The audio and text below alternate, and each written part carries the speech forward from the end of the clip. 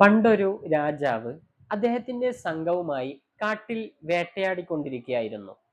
പെട്ടെന്ന് വഴിയറിയാതെ രാജാവ് സംഘത്തിൽ നിന്നും ഒറ്റപ്പെട്ടു പോയി.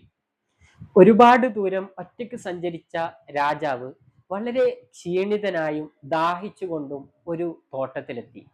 ആ തോട്ടത്തിലെ കാവൽക്കാരനോട് ചോദിച്ചു, ഞാൻ വളരെ ക്ഷീണിതനാണ്, എനിക്ക് കഴിക്കാൻ വല്ലതും തരുമോ എന്ന് ചോദിച്ചപ്പോൾ ആ തോട്ടത്തിലെ കാവൽക്കാരൻ ഒരു റുമ്മാൻ പഴമെടുത്ത് ആ രാജാവിന് കൊടുത്തു.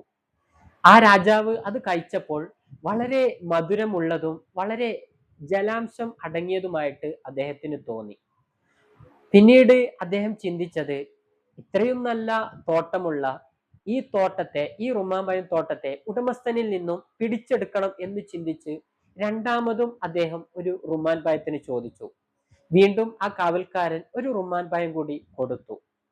അദ്ദേഹം അത് കഴിച്ചപ്പോൾ വളരെ കയ്പ് നിറഞ്ഞതും ജലാംശം തീരെ കുറഞ്ഞതുമായിരുന്നു. അദ്ദേഹം ആ രാജാവ് കാവൽക്കാരനോട് പറഞ്ഞു, ഇതിന് വളരെ ജലാംശം കുറഞ്ഞതും കയ്പുമാണല്ലോ എന്ന് പറഞ്ഞപ്പോൾ ആ കാവൽക്കാരൻ ചോദിച്ചു, നിങ്ങൾ മോശമായിട്ട് വല്ലതും ചിന്തിച്ചിട്ടുണ്ടോ?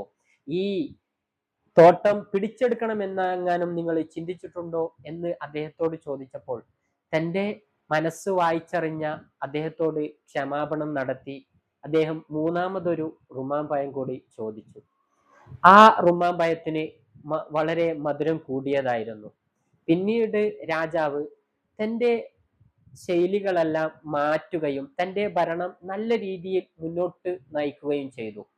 ഈ സംഭവമായിരുന്നു അതിനെല്ലാം കാരണം. ഇത് കേൾക്കുന്ന നിങ്ങളോട് എനിക്ക് പറയാനുള്ളത്, നമ്മുടെ ജീവിതം മധുരമുള്ളതാക്കുന്നതും കയ്പുള്ളതാക്കുന്നതും നമ്മുടെ ചിന്തകളാണ്. നമ്മുടെ ചിന്തകൾ എവിടെയൊക്കെ മാറുന്നുവോ അവിടെയൊക്കെ നിങ്ങൾക്ക് പരാജയം വരും.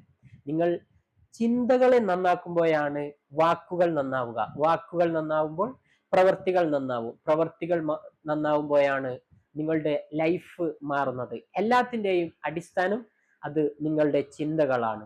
മറ്റൊരു കഥയുമായി സ്റ്റോറി ഹബ്ബിൽ വീണ്ടും കാണാം.